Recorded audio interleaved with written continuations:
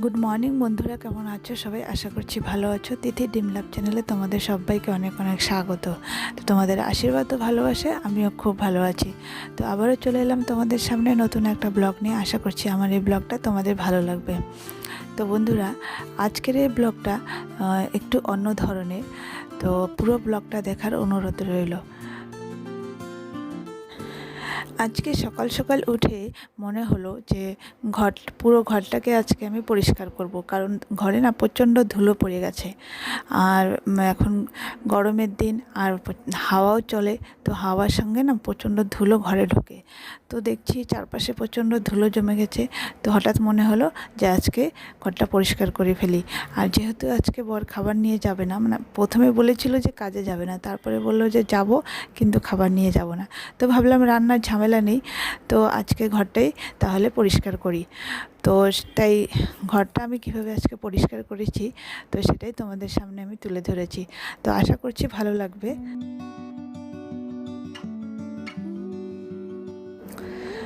তো এই যে দেখতে পাচ্ছ কালো রঙের এই যে ওয়ার্ড্রপটা, এটা ছোট্ট একটা ওয়ার্ড্রপ। এটাতে না আমার ছেলের যত সব মানে লাগে না, যে সব জামাকাপড়, ছোটোবেলার জামাকাপড়, সেই জামাকাপড়গুলো এই ওয়ার্ড্রপটায় রাখি আমি।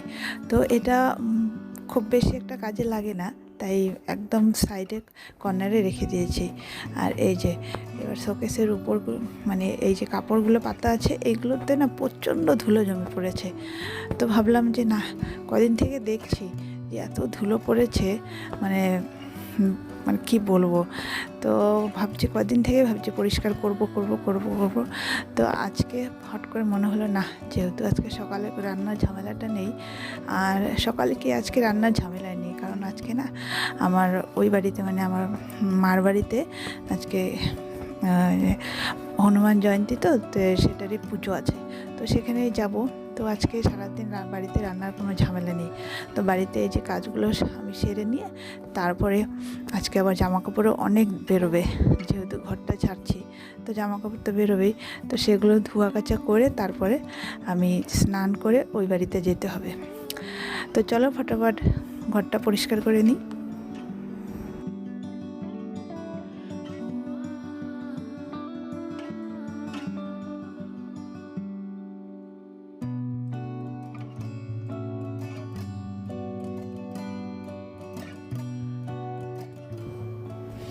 এই যে র্যাকটা দেখতে পাচ্ছ, এই র্যাকটায় না আমার ছেলের মানে ছোটোবেলার থেকে সমস্ত জামাকাপড় এই মানে র্যাকটার মধ্যেই রাখি আমি। তো যাই হোক, তো আর এই যে মানে হলুদ কালার, হলুদ না সরি, পিঙ্ক পিঙ্ক কালারের যে মানে ওয়ার্ড্রপটা, এটার মধ্যে সবসময় যে ব্যবহার করি সেই সব জামাকাপড়গুলো রাখি আমি। তো সেটাই পরিষ্কার করছি। এটা এখানে থাকে, আর এটার উপরে হচ্ছে মানে আমার ছেলের এই যে র্যাকটা, এটা রেখে দিই। তো কী করব, জায়গা একটু কম আছে, তো তো যার জন্য। আর এই যে এটা হচ্ছে আমার ছেলের স্টাডি টেবিল, মানে এখানে বসে পড়ে না, বিছানাতেই পড়ে, কিন্তু বই খাতাগুলো এখানে রাখি। আর নিচে ওই যে দেখতে পাচ্ছ সমস্ত কোটাকাটিগুলো এখানে রেখেছি। তো এই সমস্ত জায়গা প্রচণ্ড ধুলো জমে গেছে, তো সেগুলোই আজকে পরিষ্কার করছি। তো চলো।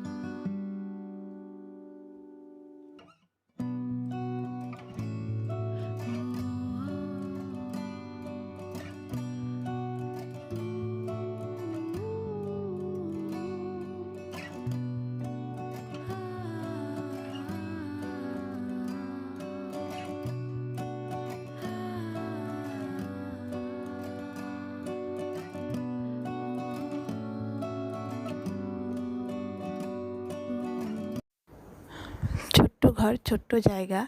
তো সেই ছোট্ট জায়গাটা যদি পরিষ্কার না থাকে না, তো খুব খারাপ লাগে। আর একটা ঘরের মধ্যে যেহেতু সব কিছু, তো সেটাই পরিষ্কার না রাখলে হয় বলো? তো লোকজন আসে, তা সেটা দেখতেও বাজে লাগে। তো যার জন্য আর কি আজকে সকাল সকালই শুরু করে দিয়েছি কাজ। তো প্রচণ্ড আজকে কাজ আছে, তো চলো।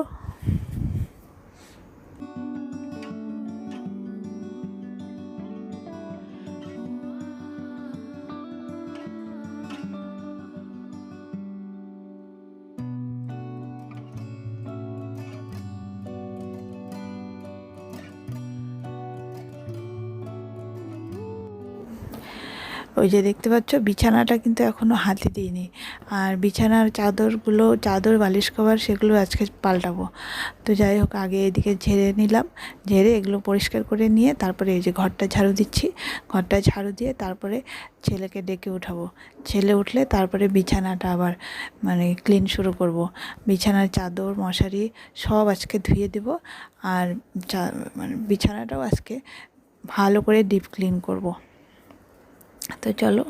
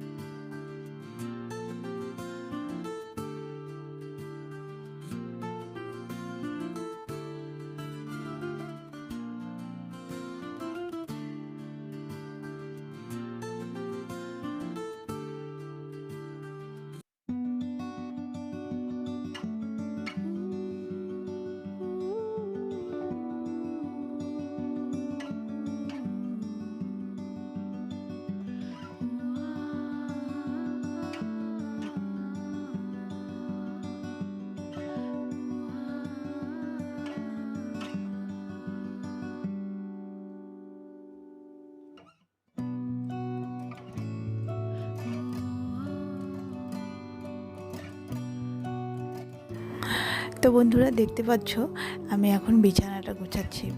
গুছাচ্ছি কি, বিছানাটা একদম ডিপ ক্লিন করব। সমস্ত চাদর বালিশ কভার সব চেঞ্জ করছি, মশারি এগুলো সব ধুয়ে দেব। ধুয়ে তারপরে ঘরটা মুছবো, মুছে তারপরে স্নান করে ও বাড়িতে যাব। তো তোমাদেরকে এর আগেও বলেছি আমি, যেহেতু আমি ব্লগ করছি, এটা এখনও কেউ জানে না, তো তার জন্য আর কি বাইরের অনেক কিছু কাজ তোমাদের সঙ্গে আমি শেয়ার করতে পারি না। আর জানোই, একটা বাড়িতে অনেক লোকজন আছে, তো ওই জন্য বাইরে আমি বেশিরভাগ দিন আমি শ্যুট করতে পারি না।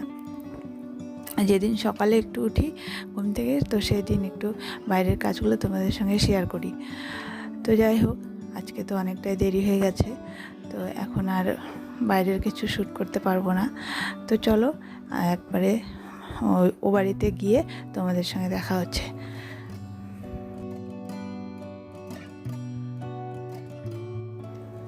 তো বন্ধুরা, এই যে দেখতে পাচ্ছ, এ বাড়িতে চলে এসেছি। এই যে পুজোটাও শুরু হয়ে গেছে। আজকে হনুমান জয়ন্তী, তো তোমাদের সবাইকে জানাই হনুমান জয়ন্তীর অনেক অনেক শুভেচ্ছা। তোমরা সবাই ভালো থেকো, সুস্থ থেকো, ঠাকুরের কাছে এই প্রার্থনাই করি। তো আজকের ব্লগটা এই পর্যন্তই, আর বেশি বড় করলাম না। তো সবাই ভালো থেকো, সুস্থ থেকো। দেখা হচ্ছে আবারও নতুন একটা ব্লগ নিয়ে। সবাইকে জানাই আবারও হনুমান জয়ন্তীর অনেক অনেক শুভেচ্ছা ও ভালোবাসা। টাটা।